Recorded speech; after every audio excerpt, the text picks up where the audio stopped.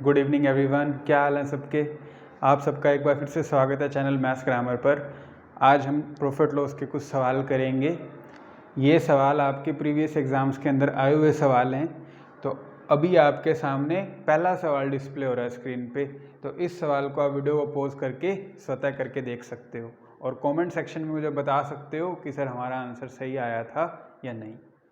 ठीक है, तो वीडियो को पॉज करके आपने ये सवाल करके देखा होगा। हाँ जी, हम इस सवाल को सॉल्व करते हैं। ठीक है जी, देखो क्या बोलता है। सवाल को बारी बारी से पढ़ें, एक एक स्टेटमेंट को, और डेटा को याद रखने की थोड़ा सा दिमाग में कोशिश करें।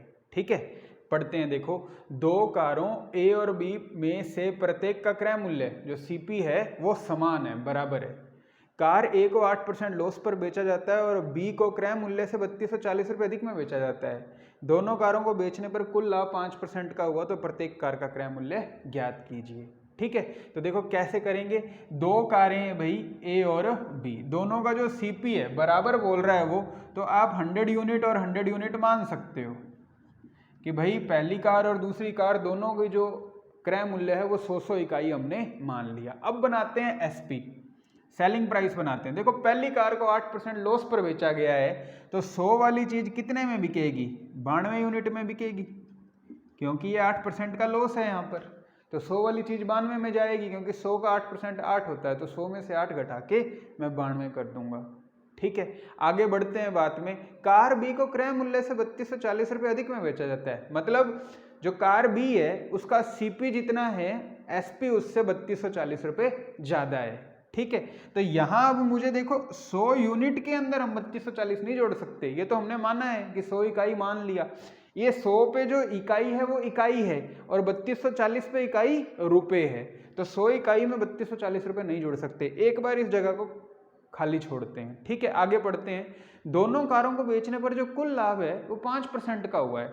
तो देखो भाई, दोनों कारों पर टोटल लाभ 5% का है, तो दोनों कारें अपने को कितनी डील कितने की पड़ी थी? 100 और 100 200 की चीज पड़ी है, तो 200 का 5% कितना होगा?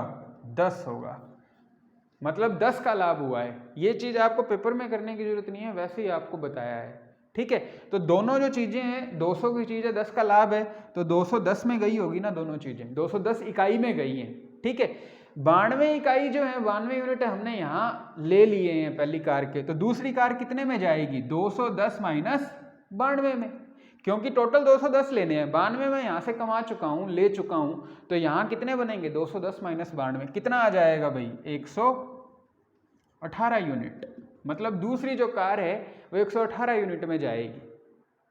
उम्मीद है आपको यहाँ तक बात समझ में आई होगी।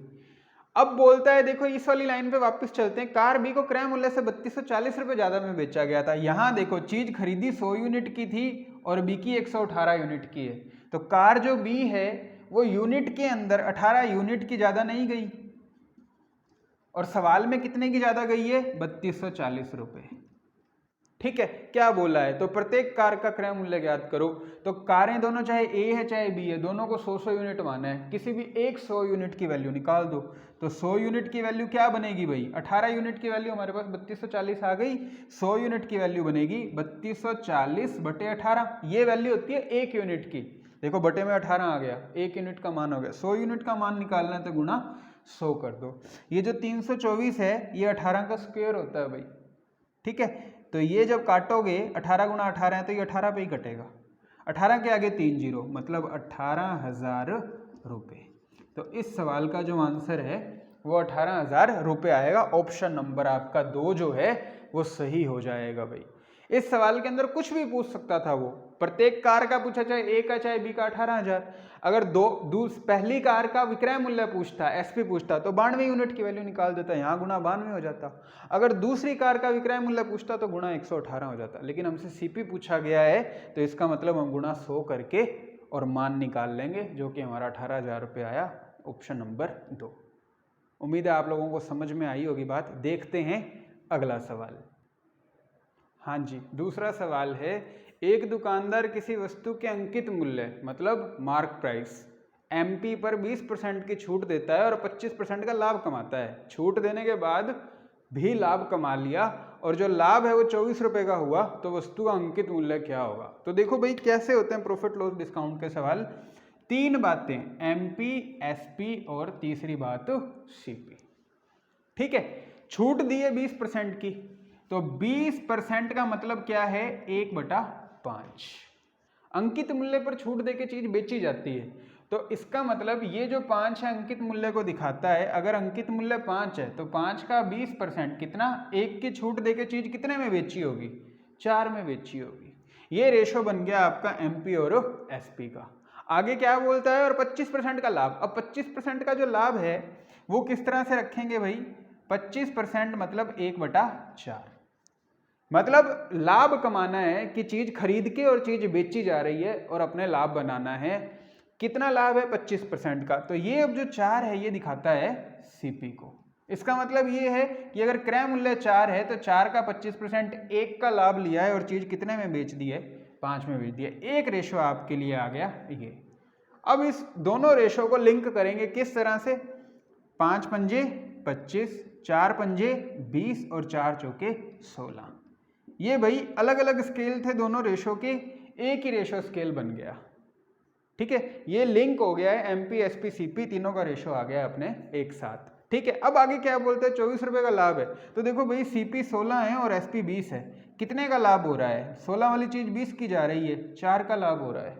4 बराबर कितने रुपए, 4 अनुपात बराबर 24 रुपए, 1 अनुपात की वैल्यू 6 रुपए। ठीक है, पूछा क्या है, अंकित मूल्य पूछा है, तो अंकित मूल्य के अनुपात कितने, 25। अगर इधर गुणा 25 करोगे तो इधर भी गुणा 25 कर दो, कितना आ गया, 150 रुपये। तो ऑप्शन नंबर हो जाएगा आपका 2 नंबर। तो ये आपका हो जाएगा अंतिम उत्तर 150 रुपये। कुछ भी पूछ सकता था वो, 1 अनुपात का मान 6 आ गया, 16 छिके 96 रुपये। अगर क्रय मूल्य पूछता तो 96 हो जाता, और अगर विक्रय मूल्य पूछता, SP पूछता, तो 20 गुणा आपका 6 120 हो जाता। लेकिन अंकित मूल्य पूछा है तो इसकी वैल्यू 150 आएगी, जो कि हमने ज्ञात कर ली। देखते हैं अगला सवाल आपकी स्क्रीन पर। हाँ जी, अगला सवाल 3 नंबर क्या बोलता है, वस्तु B का क्रय मूल्य वस्तु A के क्रय मूल्य से 150 रुपये ज़्यादा है। वस्तु A को 10% लाभ पर और B को 20% हानि पर बेचा गया। A और B के विक्रय मूल्यों का जो रेशो है वो 11:12 है, तो B का क्रय मूल्य ज्ञात करो। देखो भाई किस तरह से चीज़ें पुट की जाती हैं पेपर के अंदर, क्या समीकरण बनते हैं, किस तरह से हम बात को आगे बढ़ा सकते हैं और एक बार में सवाल कर सकते हैं। देखो B का क्रय मूल्य A के क्रय मूल्य से 150 रुपये ज़्यादा है, A/B ऐसे रखता हूँ इसको। B का क्रय मूल्य 150 ज़्यादा है। अगर A का क्रय मूल्य X है तो B का क्रय मूल्य X + 150 आएगा। ये क्रय मूल्य लिख लिया मैंने, A/B। देखो अंत में अनुपात की बात की है ना, तो अनुपात वाली फॉर्मेशन में ये चीज को बना रहा हूं। जो वस्तु A है वो 10% लाभ पर बेची गई, तो अब ये देखो ये अपने आप का 100% है, तो 10% अगर लाभ है तो ये 110% विक्रय मूल्य बनेगा। अभी तक X क्रय मूल्य था, सिर्फ CP था, जैसे ही 110% किया विक्रय मूल्य बन गया। ये जो वस्तु B है 20% हानि पर गई है, तो इसका क्या कर दूंगा, 80% कर दूंगा। जैसे ही प्रतिशत 80 किया, ये भी विक्रय मूल्य बन गया। A का विक्रय मूल्य बटा B का विक्रय मूल्य, ASP बटा BSP। इस तरह से ये चीज तैयार हो गई। ठीक है, अब देखो बोलता क्या है, विक्रय मूल्य का रेशो कितना है, 11/12। यूं रख दिया, A का विक्रय मूल्य बटा B का विक्रय मूल्य, A का विक्रय मूल्य का रेशो बटे B का विक्रय मूल्य का रेशो। समझ में आ गई बात, 11/12 है। अब इसको हल कर लेंगे। इसको हल करने से पहले जो चीज़ें कैंसिल आउट होती है मैक्सिमम, वो हम कैंसिल आउट कर देंगे। देखो परसेंट से परसेंट, ये 0 से 0, ये 11 से ये 11 भी कट जाएगा। ये जो 8 है इसको ले जाओ ऊपर इस साइड में। ठीक है, तो ये 8/12 क्या हो जाएगा, 2/3। अब देखो क्या क्या रह गया, मैं यहाँ पे लिख देता हूँ, एक बार लिखने की जरूरत नहीं है वैसे, लेकिन मैं थोड़ा साफ करके आपको दिखा देता हूँ। x बटा x + 150 बराबर 2/3 आ गया। तिरछा गुणा आप करके x का मान निकालना चाहते हो निकाल सकते हो, लेकिन और सीधा करना चाहो सीधा भी कर सकते हो। कि देखो यहाँ 2 रेशो है, यहाँ 3 रेशो है, 2 रेशो की वैल्यू x है और 3 रेशो की वैल्यू x + 150 है। 1 अनुपात बढ़ने से 150 ज्यादा हो रहा है, इसका मतलब 3 रेशो की वैल्यू 450 होगी और 2 रेशो की वैल्यू 300 होगी। तो A का जो आपके पास क्रय मूल्य, ये देखो x और x + 150 ही तो माना था अपनों ने, ये x का मान 300 आ गया और x + 150 का मान 450 आ गया। B का क्रय मूल्य पूछा है तो 450 हमारा उत्तर हो जाएगा। आप कहोगे नहीं सर ऐसे नहीं, तो तिरछा गुणा भी आप कर सकते हो। तिरछा गुणा जब करोगे तो 3x पहले ये गुणा होगा, उसके बाद ये जब गुणा करोगे तो 2x + 300 आएगा। तो ये बन गया आपका x बराबर 300। तो x किसका क्रय मूल्य माना था? देखो सिर्फ x माना था, a का क्रय मूल्य, तो 300 कर देते। लेकिन अगर b का क्रय मूल्य पूछा है, वो 150 ज़्यादा है, तो 300 में 150 जोड़ के 450 बना लेंगे। तो b का क्रय मूल्य 450 रुपये हो जाएगा। इस तरह से हमारा उत्तर आ जाएगा 450 रुपये। देखते हैं अगला सवाल। हाँ जी, अगला सवाल है, 3 वस्तुओं A, B और C का क्रय मूल्य क्रमशः 5:7:3 है। 5:7:3 A, B और C। CP का रेशो दे रखा है हमें। उसके बाद इन वस्तुओं के विक्रय मूल्य क्रमशः SP का जो रेशो है वो क्या है भाई? 3:4:2। यदि प्रत्येक वस्तु को 250 रुपये के लाभ के साथ बेचा गया, प्रत्येक वस्तु मतलब हर वस्तु पर 250 रुपये का लाभ हुआ है, तो कुल लाभ प्रतिशत बताओ। अब देखो इस सवाल के अंदर ये जो वैल्यू है ना, ये 250 रुपये, इसकी अपने को जरूरत ही नहीं है, लाभ बराबर है। तो लाभ अगर बराबर है तो रेशो को ज्वाइन किया जा सकता है। किस तरह से? देखो कोई भी दो रेशो उठा लो, किन्हीं भी दो वस्तुओं के अनुपात उठा लो। 5 और 7 का अंतर 2 है और 3 और 4 का अंतर 1 है। ये जो अंतर है ना, इनको बराबर कर लो, रेशो अपने आप लिंक हो जाएंगे। किस तरह से? ये देखो ये अंतर कितने का है? 2 का, और ये अंतर यहाँ है 1 का। तो अंतर बराबर करना है, 2 और 1 को बराबर करने के लिए 1 में 2 का गुणा कर दूं। अब ये 1 में 2 का गुणा नहीं करना है, जहां अंतर 1 का है उन रेशो में 2 का गुणा कर दो। तो ये बन जाएगा 6, ये बन जाएगा 8 और ये बन जाएगा 4। अब आप देख सकते हो ये करने के बाद रेशो अपने आप लिंक हो गए, दोनों स्केल लिंक हो गए। कैसे? वस्तु A जो 5 की है 6 में जा रही है, 1 का लाभ। 7 वाली चीज वस्तु B 8 की जा रही है, 1 का लाभ। और 3 वाली चीज 4 की जा रही है, 1 का लाभ। और सवाल में भी यही बोला है कि हर वस्तु पे 250 रुपये का लाभ है, मतलब लाभ बराबर है। तो लाभ प्रतिशत हमें बताना है, ध्यान से समझना भाई। अब यहाँ पे 250 की जरूरत नहीं है। देखो लाभ यहाँ 1 का, यहाँ 1 का, यहाँ 1 का, कितने का लाभ? 3 का लाभ। और कितने पे? 5 और 7 12, 12 और 3 15। CP वाले रेशो का टोटल कितना है? 15। तो 3/15, 3/15 मतलब 1/5। गुणा 100 करना चाहते हो कर दो, गुणा 100 करोगे तो भी 20 ही आएगा। डायरेक्ट 1/5 का जो मान है वो 20% लाभ ही होता है, वो 20% ही होता है। तो इस सवाल का जो आंसर है ऑप्शन नंबर 4 आ जाएगा। अगर 250 को लेके भी चलोगे तो भी कोई दिक्कत नहीं है, उत्तर आपका यही रहेगा। यहाँ क्या होगा? 3 गुणा 250, ठीक है, 1 अनुपात का मान 250, तो 15 का 15 गुना 250।